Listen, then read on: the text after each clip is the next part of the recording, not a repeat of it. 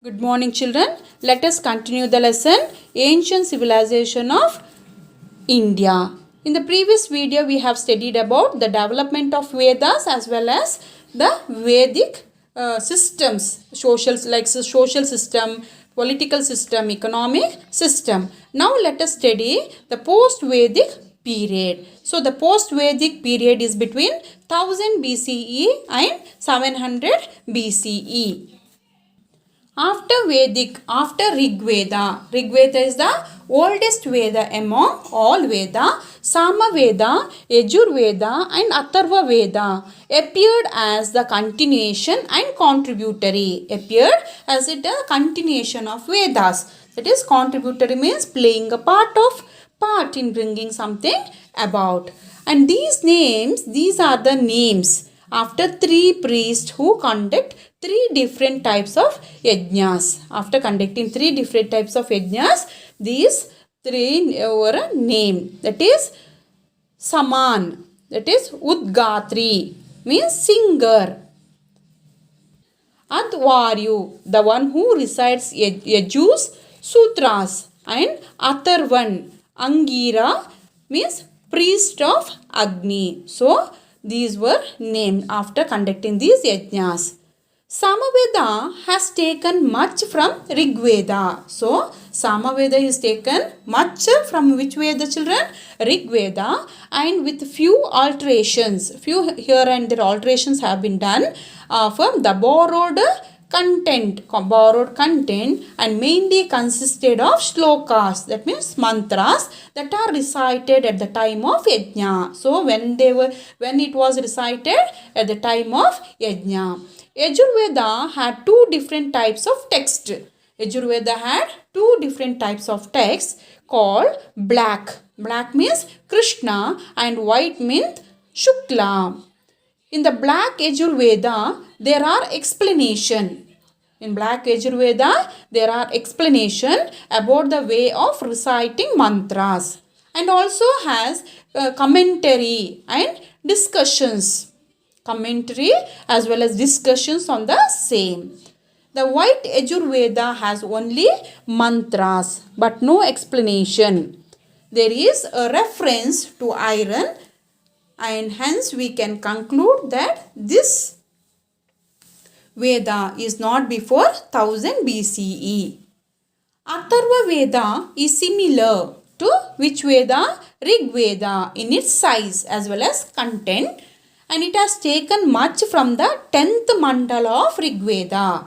From where it is taken more? From the 10th mandala of Rig Veda. It is in a which form? Prose. It is not like poetry or poem. It is like a prose. It has used the language of Brahmanas rather than the ancient language. Which language can be found here? Brahmanas language. The geographical details in this Veda are different found in Rig Veda. This shows that Aryans had moved to the east by that time. Next, let us study the social system. The four divisions or the four varnas of post-Vedic period is Brahmana, Kshatriya, Vaishya and Shudra are found in the last part of Rig Veda as a part of Purusha Sukta, that is ancient Vedic chant in Sanskrit. Incorporating certain changes became more strong, and Brahmins used to accept gifts for conducting yajnas and rituals. What were there? Accepting gifts for conducting yajnas and rituals, in owning land, receiving cows, offering puja, and in matter related to God, Brahmins had gained more prominent positions. So Brahmanas gained more importance during this period. Rajanya indicates a Kshatriya Varna. Who indicates Kshatriya Varna, children?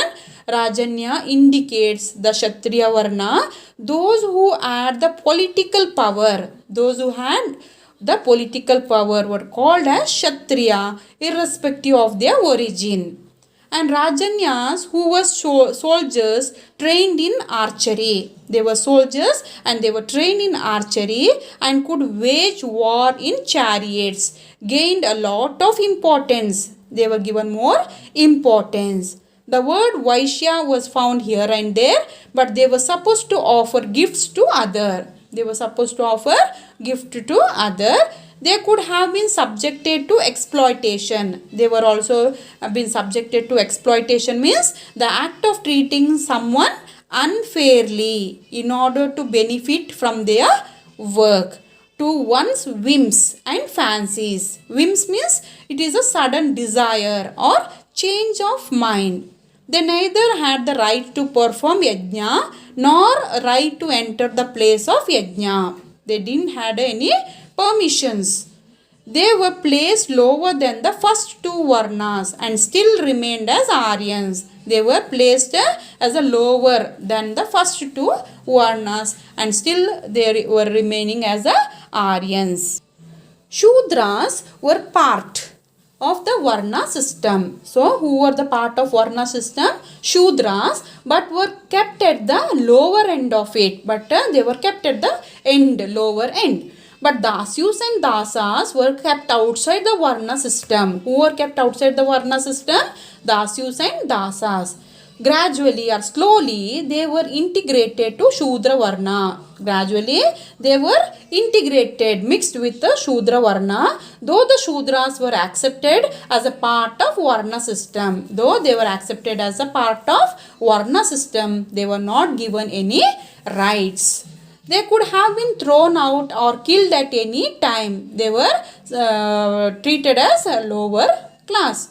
Shudras were not allowed to perform yajna. They were not allowed to perform yajna. It was held that the sacred guru not only should disown a Shudra, he even should not see a Shudra. Sometimes the Shudras could have come from tribes like Dasyu, Dasa and others. Some of the early food collecting tribes like Nishada. Nishada means is the name of a tribe mentioned in ancient Indian literature. And Chandala were grouped as untouchables. Who were grouped as untouchable children? Nishada and Chandalas were grouped as untouchables. Chandalas means a Hindu of a lower class. And women were placed at the lower position in the society, in the social hierarchy, and were considered as embodiment of lies. And there is a reference to dowry also. Dowry in Atharva Veda. There was no proper benefit for the women's work. No benefits were given. There was no practice of child marriage. Polygamy was prevalent among the rich and powerful. So, for whom the polygamy was prevalent? For rich as well as the powerful. Polygamy means the practice or the custom of having more than one wife or husband at the same time. The widow could remarry. What they had? The widow could remarry. Let us study next part, that is the economic system of post-Rigvedic period. By the time of post-Rigvedic period, Aryans moved from Sindhu river area to Ganga river area. So, Aryans moved from which river? Sindhu river area to Ganga river. For this, they had to destroy the forest. To move from Sindhu river to Ganga river, they had to destroy the forest. With the help of fire, they burned the forest and cleared the land for agriculture. So, how they started agriculture? They burned the forest and cleared the land for agriculture. And in the process, these tribes reached the plains of Uttar Pradesh. And during this process, the tribes reached the plains of Uttar Pradesh. The scarcity of water in the Doab region of Satluj and Yamuna made them to move towards Ganga plain. How they came to Ganga plain? As they were destroying the forest, the scarcity of water in Doab region. Iron axes were used to chop off trees. How they used to chop the trees? Iron axes were used to chop the trees. And there is a reference to 6 and 8 oxen driven plow to Atharva Veda. 12 oxen-driven plows is referred to in Yajurveda. This proves that the usage of oxen in agriculture increased during this period. And at this stage of Aryan's life, agriculture became more important than the hunting and animal husbandry. And it was whoever that was not involved in agriculture and business were called as yatras, which meant outsider, who was not involved. Whoever was not involved in agriculture and business, they were called as yatras or outsiders. Oxen became more important for agriculture and transport of goods. It was in this background the idea that one should not eat cow. It was in this background the idea one should not eat cows and oxen took its root and became an important issue. It became an important issue, but this prohibition was not acceptable to all. And the wealth of a person was calculated on the number of cattle that he possessed. So how the wealth was calculated during this age? Number of cattle that he was having. There is a reference to metals like gold, copper, iron, lead, bronze and tin in Vedas. During this Vedic period, they referred or referral is there to these metals like gold, copper, iron, lead, bronze, tin, etc. Silver is also referred to in the Vedic text as per the archaeological evidences. As per archaeological evidences, silver was also used, and there is no indication of iron mining and preparations before 1000 BCE in the river Ganga and river Sindhu areas. And it is believed that the technology of converting iron to steel was first found in West Asia and then later moved towards the eastern countries after 10 BCE. And the knowledge of this technology in the northern India before 8 BCE is very bleak. And the iron artifacts that were found in Attaranchikera, that is the Buddhist temple in Bad in Uttar Pradesh.